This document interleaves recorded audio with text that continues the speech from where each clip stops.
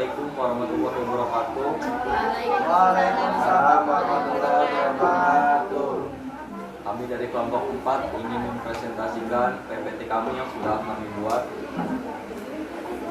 Sebelumnya izin memperkenalkan diri, nama saya Muhammad Rizky Pratama. Saya Zara Rahmadani. Saya Lisa Apriani.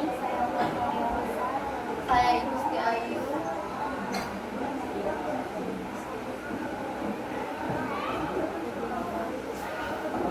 Video Nanti pembukaannya dipotong aja. Pemulang. Masa? Feeding tube.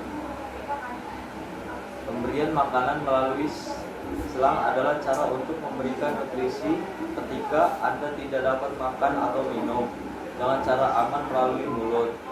Hal ini bisa terjadi jika Anda tidak sadarkan diri atau kesulitan menelan. Selain nutrisi, pemberian makanan melalui selang dapat memberikan cairan dan obat-obatan. Bisa juga digunakan untuk mengeluarkan isi perut. Jenis selang yang digunakan antara lain selang nasogastrik atau NG tube, selang gastrostomi atau G-tube atau PEG-tube, dan selang jejunostomi J-tube atau PEG-tube. Selang NG dimasukkan melalui hidung dan digunakan dalam waktu singkat.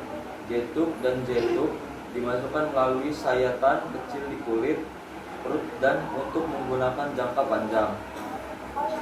Gastroskop. Gastroskop adalah pemeriksaan yang untuk memvisualisasikan lapisan eksofagus atau kerongkongan serta lambung dan bagian awal dari duodenum atau halus. Gastroskop kadang juga disebut sebagai prosedur endoskop gastrointestinal bagian atas. Ukuran gastroskop dapat bervariasi.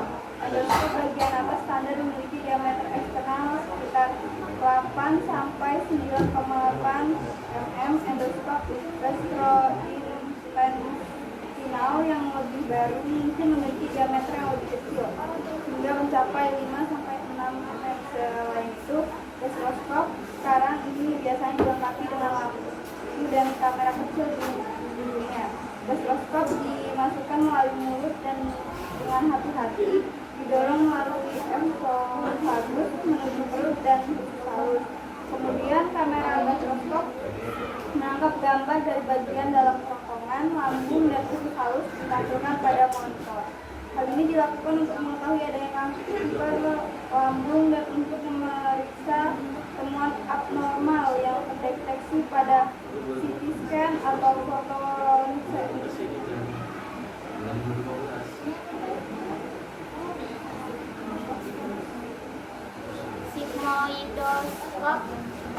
Sigmoidoskopi adalah teknik diagnostis yang digunakan untuk memeriksa usus sigmoid yang merupakan bagian bawah usus besar atau usus besar Anda. Bagian usus besar Anda ini dekat dengan rektum dan anus Anda. Sigmoidoskopi dapat membantu mendiagnosis gejala-gejala berikut: diare, sakit perut, sembelit, pertumbuhan abnormal pendarahan.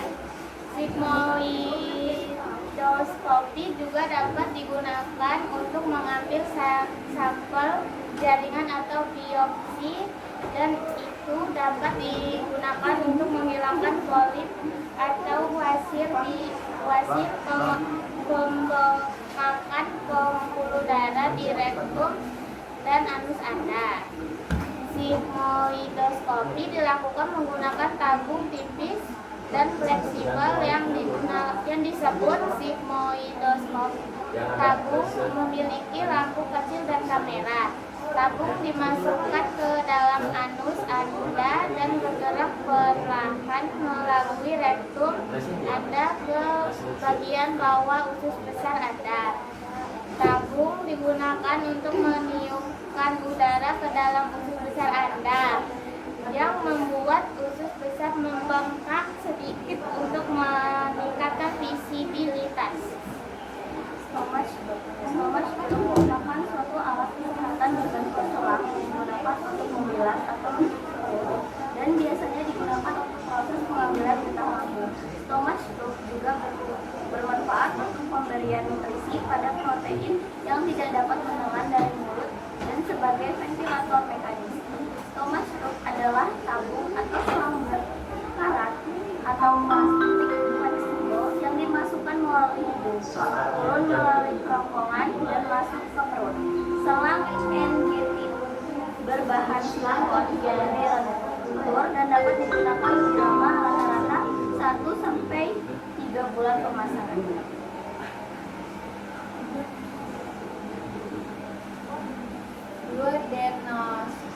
Duodenoscope adalah endoskop khusus yang digunakan terutama untuk ERCP. Mereka melihat ke samping daripada melihat ke depan. Endoskopi yang memiliki keuntungan melihat wajah papila duodenum utama. Duodenoskop memiliki tuas yang digunakan untuk memanipulasi lift yang terletak di ujung endoskop. Dengan menggerakkan lift, ahli endoskopi dapat menaikkan dan menurunkan aksesori yang melewati saluran kerja ke bidang kandang. Oleh karena itu, mereka memfasilitasi akses ke saluran empedu dan saluran pankreas yang membantu untuk kanulasi papila. Aksesori yang lebih baru seperti kolangioskop dapat dimasukkan ke saluran empedu dan saluran pankreas untuk visualisasi waktu nyata dan pengambilan sampel mukosa.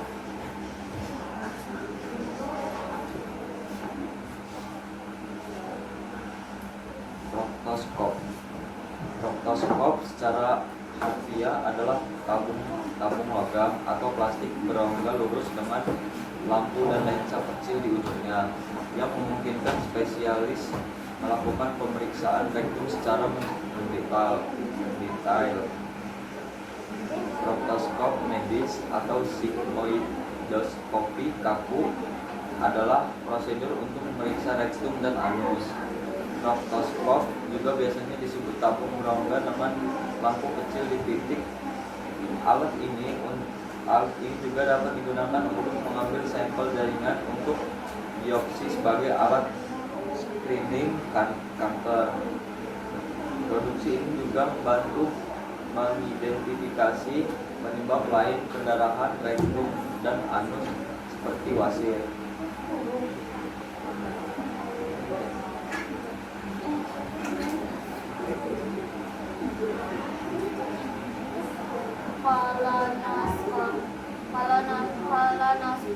Kolonoskopi adalah tindakan medis untuk memeriksa dan mendeteksi kesehatan di bagian usus besar, kolon, dan rektum karena mengalami perubahan atau abnormalitas. Prosedur ini dilakukan untuk mengetahui adanya polip hingga kanker setelah muncul masalah kesehatan seperti buang air besar, berdarah, hingga sakit perut parah.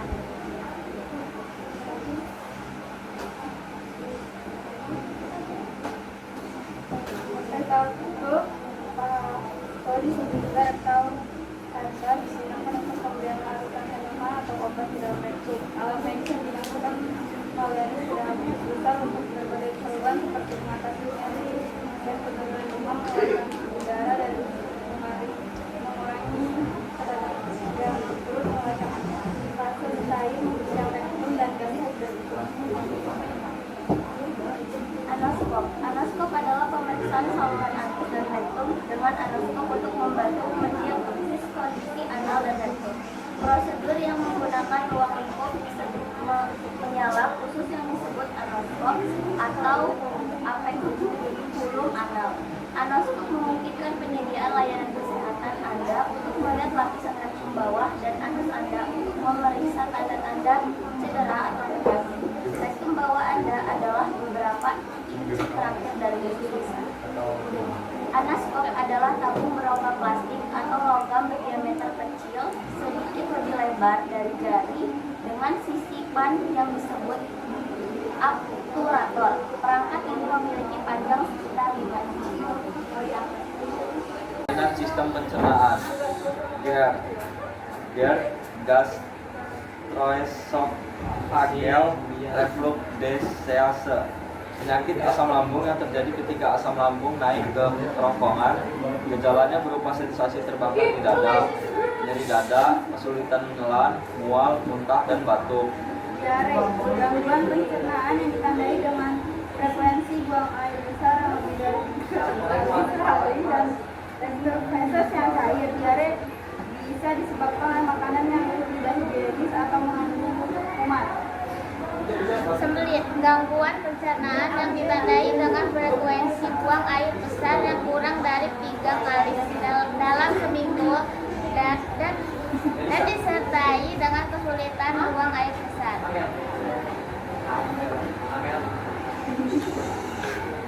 Wasir, pembengkakan pada pembuluh darah yang di daerah anus. Gejalanya berupa rasa gatal atau sakit di sekitar anus, pendarahan dari anus atau keluarnya lendir setelah buang air besar. Tulang. Luka pada lapisan lambung dan usus halus bagian atas. Tulang lambung bisa disebabkan oleh infeksi bakteri Helicobacter pylori atau penggunaan obat pereda nyeri dalam jangka panjang. Di Surani, rondekan kecil berbentuk oval di lapisan paling ujung anus. Gejalanya mirip dengan wasir, seperti pendarahan dan nyeri setelah buang air besar.